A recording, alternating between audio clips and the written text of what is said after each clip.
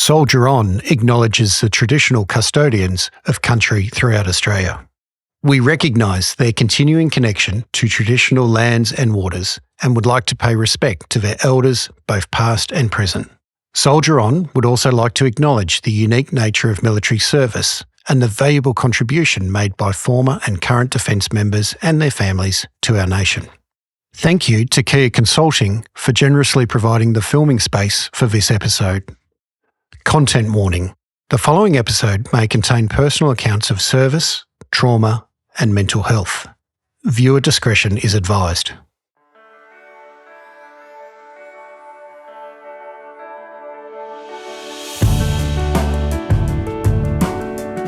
Welcome to Saluting Their Service, Contemporary Veterans' Journeys, where we dive deep into the stories of veterans and their families and look at their transition from military service to a life beyond service. I'm Paul Singer, the CEO of Soldier On, and today I'm delighted to be joined by Davina Mansfield. Davina, welcome. Treat to be here. Thanks for having me, Paul. Well, it's great to have this time together because I know that your journey is a really unique one and really looking forward to hearing more about it today. Perhaps the logical place to start is back at Delaney's Creek, a beautiful part of Queensland. Tell me what childhood Davina was doing, what your interests were, and was service a big part of your childhood? Yeah, absolutely. My family are two Northern Territory police officers. So my mum and dad were both serving members over there. My brother and I were both born in the Northern Territory, and prior to starting school, we bought the farm and moved to Delaney's Creek, where I spent my whole teenage life. I was definitely a rug rat. We had pony club, we had outdoors, we were on cattle farm, and we had custard apples. So we would spend our weekends up trees and helping Dad pick to be able to send that fruit to the Sydney market. So I guess a standard country upbringing. I really wish I had that for my boys now.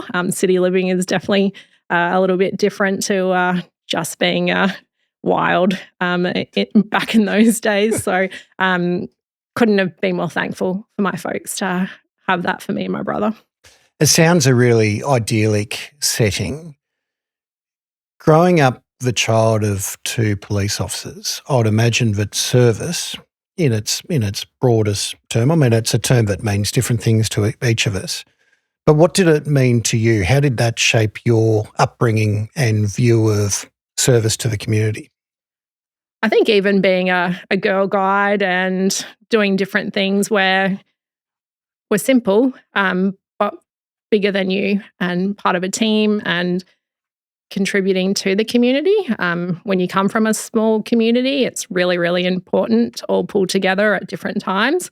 People have different skill sets, likes, dislikes, but when the going got tough, you pulled together, whether it's bushfires, floods, someone needing assistance, people showed up and kind of did what was within their capacity to kind of pay it forward. So I guess my folks have always done that. My mum then volunteered at the local blue light disco, different things like that. Is just, I guess, who my brother and I are. Now I volunteer for school sporting clubs, and I know my brother does as well. So I guess we've always just gravitated towards leaving things better than we could find them if it was in our ability to be able to do that. I wonder how many of our viewers and listeners have their own recollections of blue light discos. I absolutely remember sliding on my knees on tracksuit pants because the hall used to get waxed before we could go in. So we definitely weren't there for the fashion. We were there for the loud music and to run around with our friends. Yeah, indeed. I suspect many of those memories are better left in the 80s and 90s. Absolutely, there's a reason. It's still not around yet. So in terms of living in a small community like that, what were your interests? I mean, you mentioned things like Girl Guides, some of the other activities that you're interested in. What was it that you occupied your time? Every Saturday, I played for the Wamuran Netball Club. Pretty much from primary school all the way through to high school, it was the thing that you did. Mum worked at canteen. My dad worked on a Saturday morning, so he would drop my brother at golf. He was part of the Woodford Junior golf team, and I would go and play netball. And that was just our routine, and I loved every second of it. Sounds like, in many respects, the sort of perfect upbringing. Don't get me wrong, we can, every family has their challenges, and having a little brother that was bigger than you also kind of set you on a path of playing nicely together. But yeah, he is one of my heroes, and his current serving member. He joined straight out of high school, and I guess kind of shaped my journey a little bit, and couldn't be prouder of him. So we'll talk a little bit about your own military journey shortly and when it is that you joined, but was the Australian Defence Force or the military a big part of your growing up? Was it something that was known in Delaney's Creek? Yeah, definitely. Our closest town is Woodford. Lots of people before and after me chose the military as a way to kind of safely seek adventure.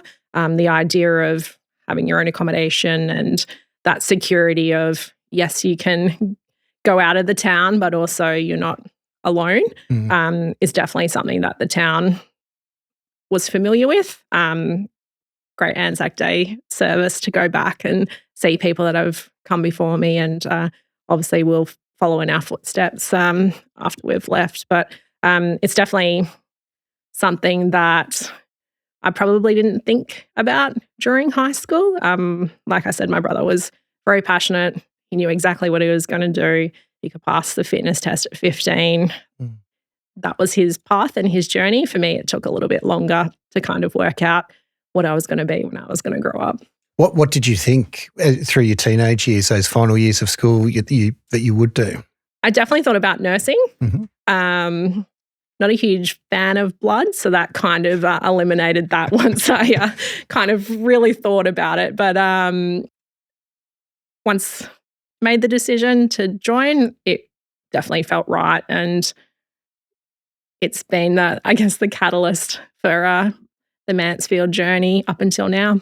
Well, let's talk about the time you joined. So cast your mind back to the 11th of September 2001.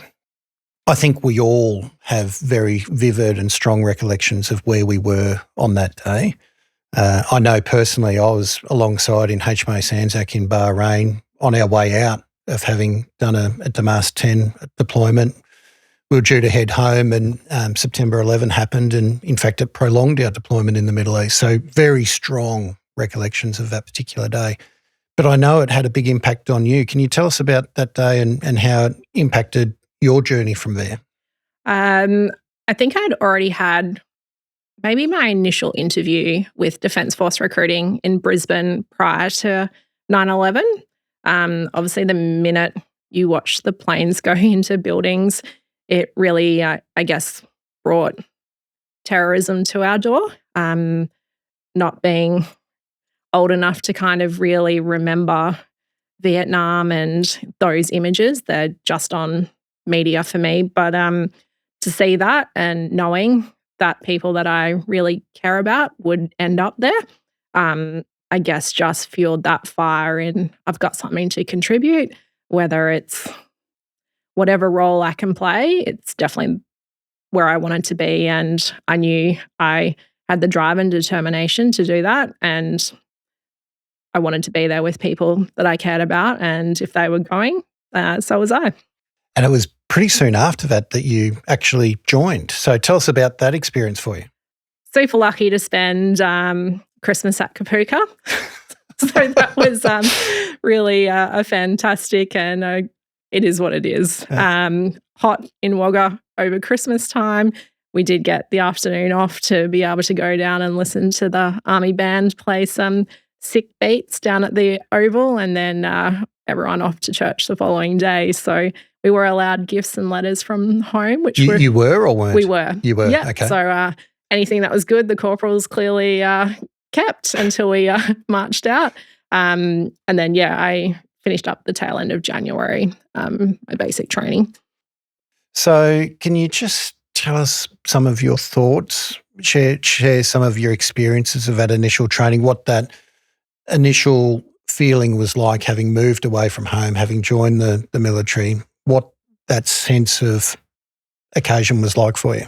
I was beyond ready. I felt that it was not a calling, but it was definitely something that I knew exactly what I was going into. My brother had been there before to be able to kind of get insights in, you know, you don't try and be funny. The corporals don't care. Just do what you need to do. Go in as fit as you can, and just be really open to learning. And it's a process. It's not the real Defence Force. It's designed for a reason. And to march out with your fellow cohort to kind of get that first initial tick in the box was to have your mum and dad and their cheesy smiles and their, I don't think we even had digital cameras when I marched out. So it's mum there with the Canon and that click to then go and get the prints printed off was just, they were proud, I was proud, and on to the next phase. And what was that? Where to from Kapuka? I was lucky enough to go to holding platoon for a few weeks, waiting for my course to kick off. So Royal Australian Army Dental Corps, which was actually done out of HMAS Cerberus. So back down to Portsea alongside the PDIs, and obviously every Navy recruit going through their basic training was there as well. So at holding platoon was lucky enough to catch the eye of my hubby husband. So just celebrated our 22nd wedding anniversary. He offered to carry my bags from the bus, and I said, absolutely, I don't need you to do that. And we've been together ever since. Wow. So this was very early. Yeah, absolutely. In your service career that you and Jack met. Yep, absolutely. Wow. Okay. And what was it like being in Cerberus as presumably one of only very few Army personnel in what is a clearly very big Navy base? For us, I guess we felt we'd done our basic training, so we were somehow more competent than everybody else.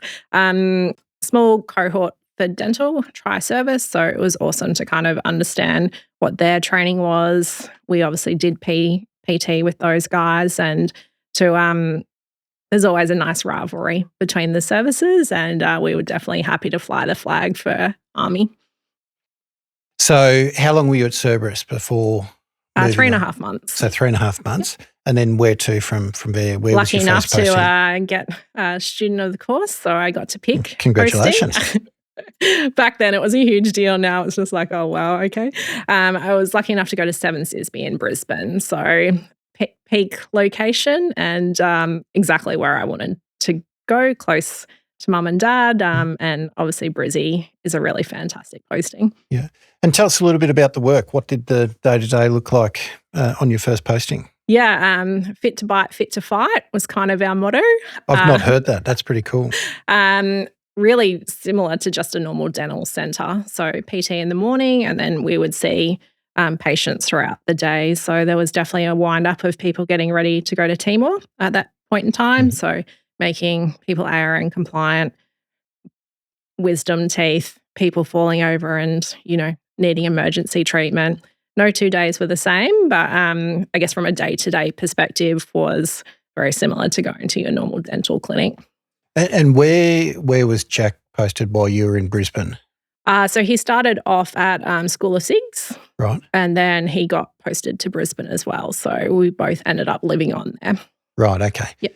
Now you served in uniform for 5 years? Yep. So was there another posting beyond Brisbane, or did you spend all your time in Brisbane? I went from Brisbane back to Kapuka as a staff member there. So went through and then helped every recruit come through and do their paperwork and their initial checks, and then got a posting over to Albury, and then finished there. Ended up discharging. Jack got posted to Darwin, and I discharged prior to going to Darwin. And what was that decision like for you personally and for both of you as a couple at that time? It was definitely the right decision. Having a baby and knowing that one of us or both of us were going to go, taking the pressure off and knowing he could fulfill his lifelong dream of deploying and putting all his, rehearsal into practice. I don't know if I could have got on the plane and left our son behind. it was an easy decision for me to, I guess, morph from a soldier into a spouse, and obviously a mum. It's an exciting time for a family, particularly with your firstborn. So, was your firstborn born in Darwin? Firstborn was born in Brisbane. Okay. Second one was born in Darwin. Okay, Yeah. right. Okay. All right. So you've discharged, family of four, living in Darwin. What was that like for you, with a military career of service behind you, and now taking on this new mission? For me, I guess the transition was easy. It was something that I proactively wanted. It was right for our family. I also knew that I wasn't losing my defence family.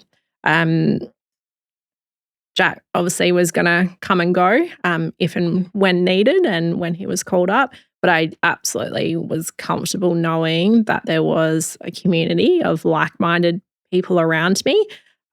I think I was at an advantage in that I knew what to expect, having been in uniform. It gave us, I guess, a bit of a leg up on what to expect when he could call. There were certain things that were angst to other family members, purely because they possibly hadn't been exposed to it, that we kind of just took in our own stride because we absolutely knew it was coming our way, and also what we signed up for. We know that this was a period of high operational tempo for the Australian Defence Force, and many of our service personnel could be deployed at very short notice. What was it like for you at home with two young kids, knowing that Jack could be deployed at any time? Definitely stressful.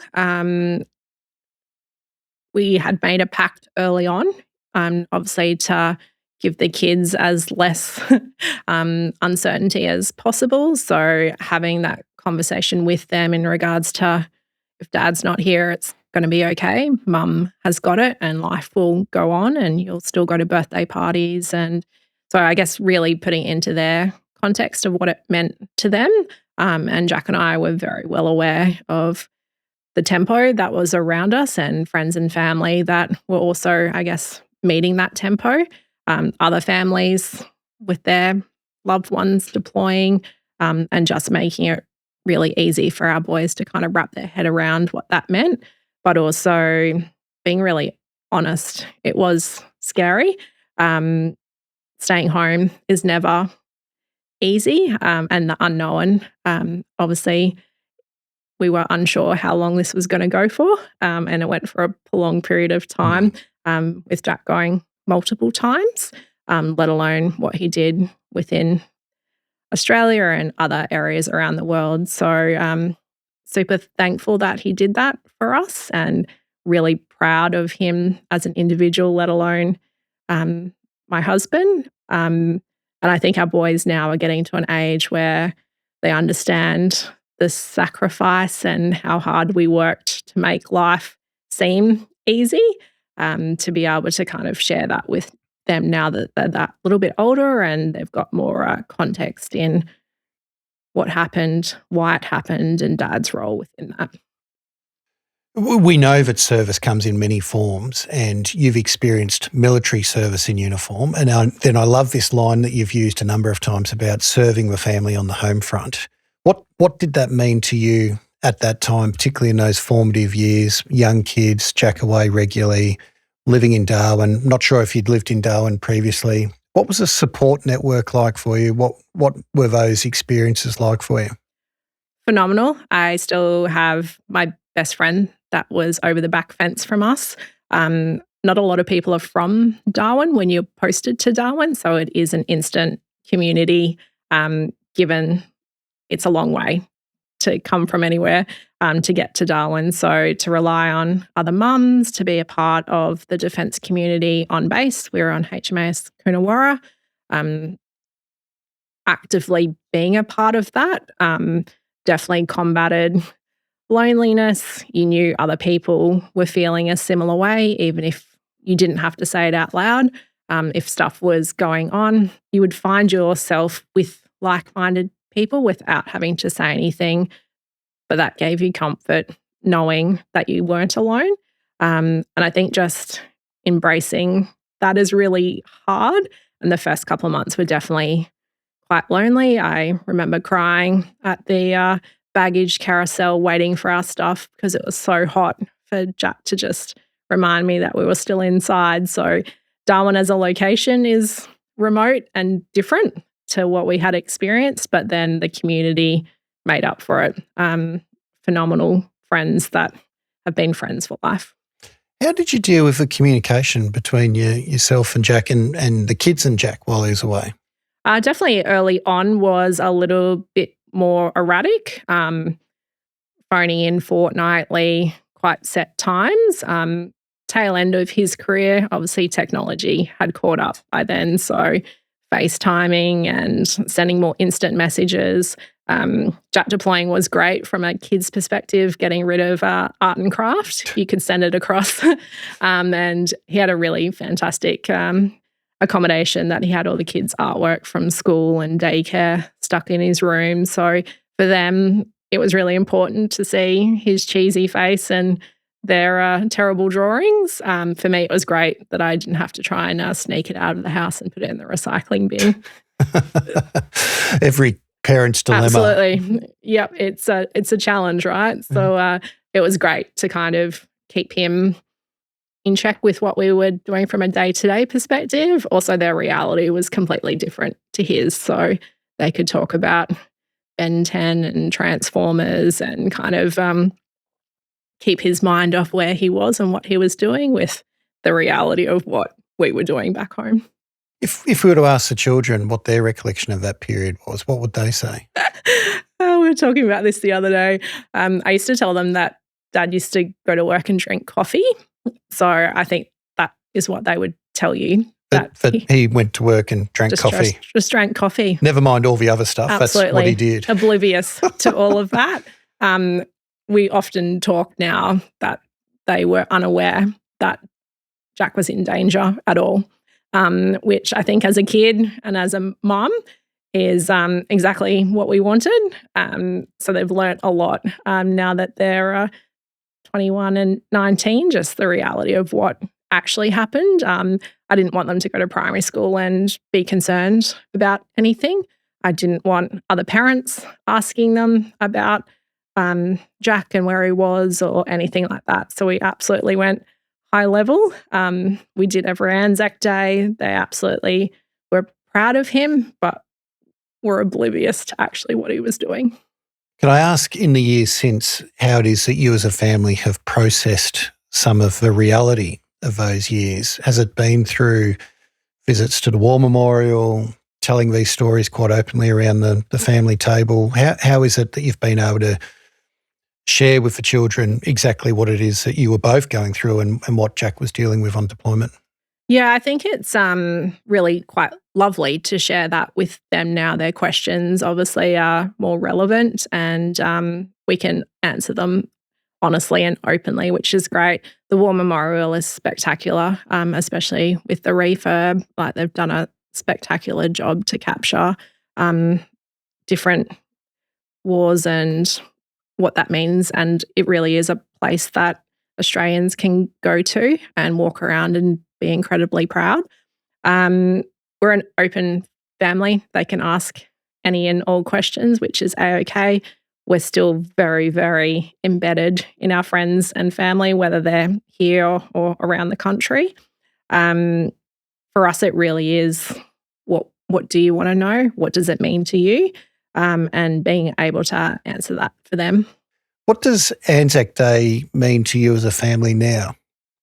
It's a phenomenal time to stand together and be silent, to remember and acknowledge Jack's involvement and his contribution, our friends that we stand side by side in the darkness, to then socially catch up with people and have lunch or a brunch to kind of, sometimes you won't see them until next Anzac Day, but it really is like you haven't missed a beat. The kids are all bigger. Some are driving, some aren't. To kind of see families evolve and really remember what it's all about. to have that opportunity as a family is really special. You've done this a couple of times where you've mentioned acknowledging Jack and his service, but not at any stage have you mentioned yours and your service. Super interesting question. The definition, obviously, I feel as of a veteran, I tick the box for that. Having not deployed, I think that I definitely served. I wouldn't have said that I have contributed by not deploying. My own personal take, I know loads of people haven't deployed, but for me, to hop on to planes and go to unknown locations, I guess I chose not to do that because I did discharge. For me, I'm really proud that it was a role that I played. I also understand a lot more people have given a lot more than what I did. So kudos to where kudos is due. I don't think in any way that diminishes the value of a contribution that you and tens of thousands of others who have worn the uniform have made, because as we've spoken about, service comes in many different forms. Absolutely. And I come back to your earlier point about right to bite, right to fight. And a deployable force just simply can't do what it does without the whole system working efficiently and effectively. Everyone's takes got a many role parts. to play. Yeah, absolutely. Yeah. And certainly something worth celebrating. Oh, don't get me wrong. I wear my medal. I'm extremely proud. It was the best thing that happened to me. What it did for me as an adult, what it gave me as a young mum, I wouldn't have got that if I stayed home. Well, thank you for your service. You're more than welcome. And for yours. So that we know with many defence families, you're subject to defence postings, often right around the country. What did that look like for you and Jack after Darwin? Fantastic opportunity, I guess. Defence presents you with the being able to see the nation. From Darwin, we ended up in Sydney, which was a bit of a culture shock coming from Darwin back into, I guess, one of the biggest capital cities and trying to find our feet there.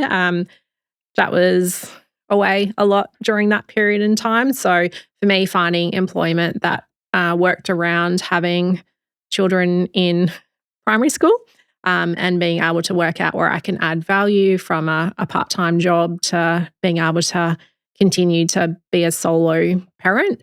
I ended up doing a Cert 3 in aged care and looked after a gentleman in his home who had a traumatic brain injury. So for me, that was using my skills and experience in a different way. Also, I guess, expanding what I could do and contribute where I could for our family, but also for the gentleman that I was caring for. So from Sydney, we posted over to Perth. Phenomenal location, a few minutes from the beach. It was absolutely bliss. I had a couple of different jobs over in Perth. Quite a long, skinny town. Everything's kind of hugged up against the coastline. So for me, it really was finding a role within a distance that could mean I could come and go and get to the boys for before and after school care. Found myself working at a few different places, and then a dental centre was the last position that I had there. So I guess that full circle moment in coming back to using my defence skills to be able to look after the kids, enjoy my own professional life, as well as support Jack when he was or wasn't there. So we decided Jack was going to toy with the idea of long service leave and see what civilian life looked like for him. Clearly, Canberra is the mecca for that to happen. So we found ourselves coming across the Nullarbor in a Mazda 3 with two kids and a... How old were the kids at this Two kids in a trailer. William went into year 3 when we got here, and Joseph was year 1. So that's a long car trip. Absolutely, 5 days of some really great Indiana Jones DVDs. Right. Hooked to the back of the car headset, and we would to sing our little hearts along and come across the Nullarbor. I think we were definitely the only non-four-wheel drive at that point in time coming across. It was an adventure. We knew that if it wasn't for us for whatever reason, we would just get posted and we knew exactly what would happen next. So for us, we had nothing to lose other than saying yes to opportunity. We got here and it was really clear Canberra was going to be home for us to be able to offer the boys somewhere to feel like they can call home was really valuable. So with all of these moves around the country, how did the kids deal with it? There's nothing like being the army brat that comes into a new primary school. We definitely probably went up against it a little bit when we moved to Perth. There were kids that were clearly familiar with defence kids, and they can be brutal in year 2, right? They're very happy to kind of let you know their thoughts. I remember our eldest being distraught when I picked him up. It would have been maybe our first 2 weeks. Harry, the boy next to him, said, "There's no use being friends, you'll be gone in 2 years." So being a defence kid is really hard. That's tough, isn't it? And showing up and asking to play handball versus waiting to be asked. Tough.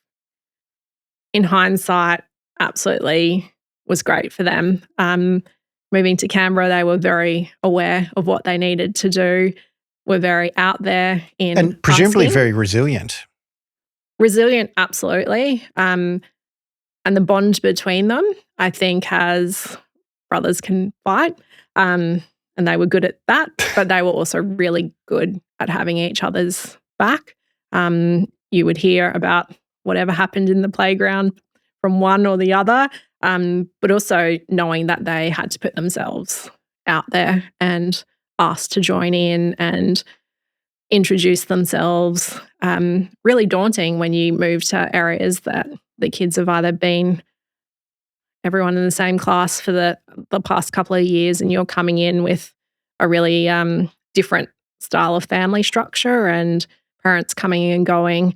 I know our school here had a defence liaison at school, which really was fantastic to see. We didn't have one in primary school, but high school, you could definitely touch base with them and they at least were tracking that there was stuff changing and moving at home for them to be able to touch base or have a defence pizza afternoon for the kids to kind of come together and create their own little community of what that meant for them as defence kids. But gee, they were proud at Anzac Day to be standing there with Dad's medals and their handmade poppies that the whole class would make at school. And there's nothing like seeing your husband surprise the kids at school and just watching those little legs run across to try and get to him. So it was definitely the good and bad. Kids can be little buggers at times, but I think how you approach it and the insights that you can give to your family about it's tough as adults as well, right? Moving and if you're just in a couple and you move to Darwin, that's really lonely as an adult as well. So understanding how to be resilient, how to find your niche and where you should go. Not every group that you join will be your people. You just have to keep trying and eventually you'll find the people that you're like, oh, this is it. I'm going to be okay. They talk my language. Let's all hang out. And when you find that, it's the greatest profession in the world. So yours has been a remarkable journey through your military service, through your service on the home front, and now here into corporate life. Can you tell us how it is that you have found yourself here at Kia Consulting? Definitely defence is my first true love, I guess, and to be able to offer really meaningful employment to a cohort, but also back to an industry that I'm really passionate about, to be able to equip our war fighters with the right thing at the right price at the right time absolutely is why I get up every day. What is it that from each of those experiences has helped you in your day-to-day role now? I think resilience is underrated. community, whether it's within your work group, whether it's friends and family outside, finding your purpose. And I know that sounds a little bit cliche. I guess Oprah's been searching for a purpose for years now, which we can all kind of feel. I think just knowing what good looks like for you and putting your head down at night and just being really proud of what that is, not forgetting your service or underestimating the skills and tips and tricks that you've learnt throughout the years. It's a privilege to wear the uniform. It's a privilege to contribute. People who sign up and give a blank check to a nation that we care about makes me quite teary that people do that. And I'm really proud to be able to, walk around and see people within the Canberra community specifically who have done some really phenomenal things in uniform. But gee, what they've done out of uniform, spectacular. And just for people to understand that, it really is just a chapter. Take it for what it is. It doesn't define you. It doesn't dictate what happens next. For me, I really just say yes to opportunity. The places that we've landed, the jobs that I've had, the people that I've met really are what makes the journey absolutely worth it. Good, the bad, the ugly, it absolutely hasn't all been roses and rainbows. Some days it's been an absolute train wreck and a hot mess, but all in all, it's completely been worth it and we'll continue to push. That's fantastic. It's one of the things that Soldier On we're really passionate about and committed to in helping veterans and their families take that next step with confidence, whatever that next step might be. And you talk about a sense of purpose and finding your purpose. And we know that connection to community is so important. So how have you found that connection here in Canberra? You'll probably understand that I'm a bit of a chatterbox and I talk to anyone that stands still. For me, I love it. I have found some phenomenal friends. I've found some phenomenal colleagues and absolutely blown away by people who are happy to pay it forward. So reaching out to people that I really admire their career journey and letting them know that, offering them a coffee and for them to say, that sounds amazing, that's great, Dee, let's catch up. Just that ability and access to people. In a million years, I wouldn't have anticipated a lot of people would say yes, but whether it's my can-do attitude and my killer dance moves that get me across the line, but for me, I've kind of found my sweet spot. I really love it here. But what is it that you might say to someone on a similar journey, albeit earlier in their journey than where you currently are, who might be looking at transitioning through employment or beyond a career in uniform or looking to take that next step? What is it that you might share with them? Use every resource that is out there. Soldier On have their own platform. I know the transition seminars have come a long, long way since I decided to step out of uniform. Be really informed. Be really proactive. It's yours to lose. These services are there because there's a need. So really set yourself up for success. Ask questions. Buy people coffee. Network like crazy. If you are looking to step into the professional world, simple things like a really great resume, a LinkedIn profile, not hard, but will absolutely put you forward. So when you are competing for different roles, sets you apart from other people. Don't underestimate your service and the skills that you've learnt. Also seek advice and guidance in how to interpret that into a really great resume because going to Afghanistan is more than just hopping on a plane. Leadership, resilience, how many people you're in charge of, decision-making, logistics. You can absolutely write that into an industry style of resume and you'll be surprised with how much you've actually achieved or done. Professional development is another really great role. For me, I'm tail end of my MBA through UNSW Sydney. For me, I guess that confirms all those experiences into a piece of paper. Thoroughly enjoyed the process of higher education.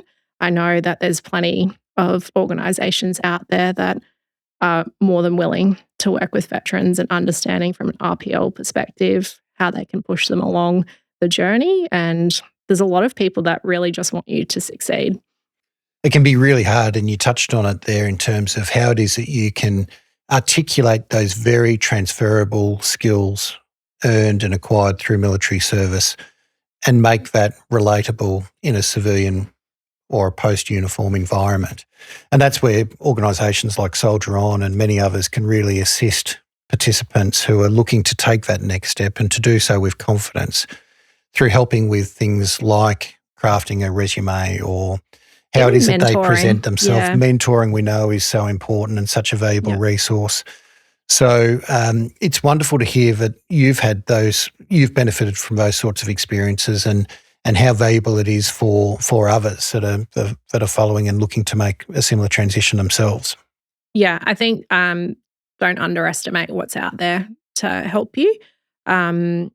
Ask. People are really generous with their time.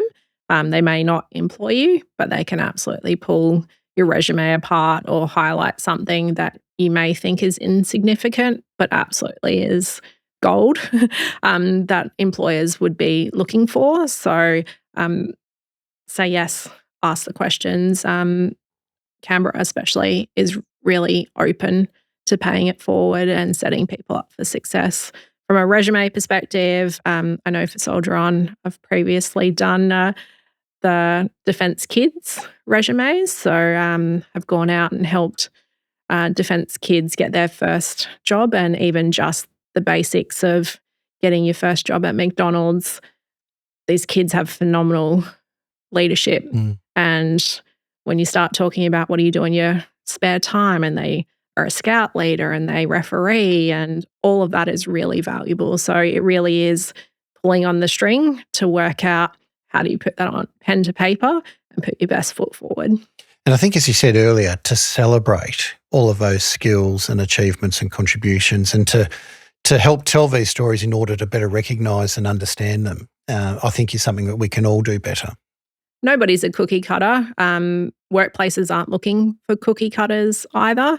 You can get a degree but still not have common sense, and vice versa. So I think to be able to put your best foot forward, understand what you're going in for and what that is and what you can bring, and really not underestimating what you can do. You don't need to be able to do 100% of the job.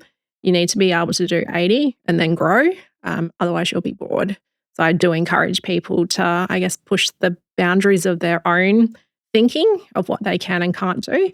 And you've got to be in it to win it. So definitely throw your hat in the ring, reach out to the organisation, let them know that you're interested, ask them, what are you looking for? You might work out that you're absolutely the perfect person. You have some wonderful insights, and very grateful for you sharing the story of your journey today.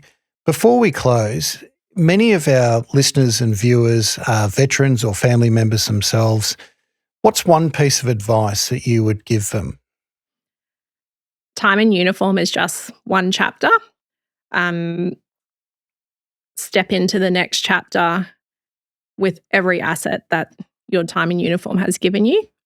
Leadership, structure, resilience, knowing right from wrong, putting your best foot forward, all the pillars from integrity and teamwork, all of that absolutely puts you in the driver's seat to be able to work out what good looks for you.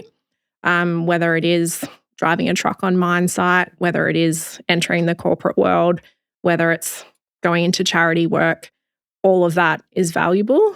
Find your purpose. It will be different for every person. And just be really proud of what you've done so far, and know there's a whole community absolutely cheering for you. Become part of that community, but also drag those along behind you who are maybe not as outspoken as you or feel a little bit lost or isolated. Call your mates. It really is stronger together. Davina, it's been a remarkable and an inspiring journey, and I thank you for sharing your story today. Absolutely no problem. Thanks for having me. To our listeners and viewers, thank you for joining us today for Saluting Their Service, Contemporary Veterans' Journeys. It's been a remarkable story. I've enjoyed hearing from Davina, and we look forward to the next episode where we delve into more stories of remarkable journeys from veterans and their families. This podcast is proudly presented by Soldier On. Soldier On is a not-for-profit veteran support organisation delivering a range of services to enable serving and ex-serving veterans and their families to thrive. Should today's podcast elicit any personal concern, a list of support services can be found in our show notes. Saluting Their Service, Contemporary Voices of Bravery is a proud production of Art Videography and Soldier On. This podcast series was funded by the Department of Veterans Affairs. Thanks for listening.